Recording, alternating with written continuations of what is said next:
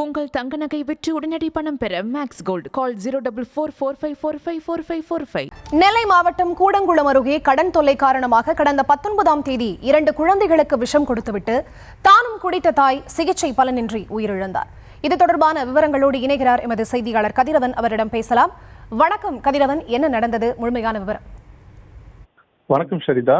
நெல்லை மாவட்டம் கூடங்குளம் அடுத்த ஸ்ரீரங்க நாராயணபுரத்தைச் சேர்ந்தவர் முத்துகிருஷ்ணன் ஓமன் நாட்டில் பணிபுரிந்து வருகிறார். இவரது மனைவி கலைச்செல்வி, வயது 38.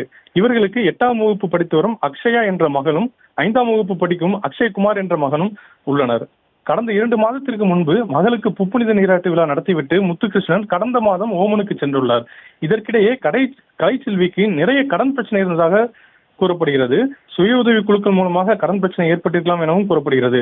இதனால் மனவேதனையில் இருந்த கலைச்செல்வி தற்கொலை செய்து கொள்ள முடிவு செய்துள்ளார். கடந்த 19ஆம் தேதி டீயில் களைக்கொல்லி மருந்தை ஊற்றி கலைச்செல்வி குடித்துவிட்டு தன் 2 குழந்தைகளுக்கும் கொடுத்துள்ளார். கேள்விப்பட்ட அக்கம் பக்கத்தினர் அவர்களை மீட்டு சிகிச்சைக்காக மருத்துவமனைக்கு அனுப்பி வைத்தனர். இந்நிலையில் நேற்று இரவு கலைச்செல்வி சிகிச்சை பலனின்றி பரிதாபமாக மருத்துவமனையில் உயிரிழந்துள்ளார்.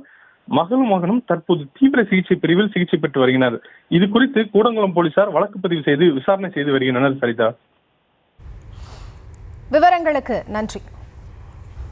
உங்கள் தங்க நகை விற்று உடனடி பணம் பெற மேக்ஸ் கோல்ட் கால் 04445454545.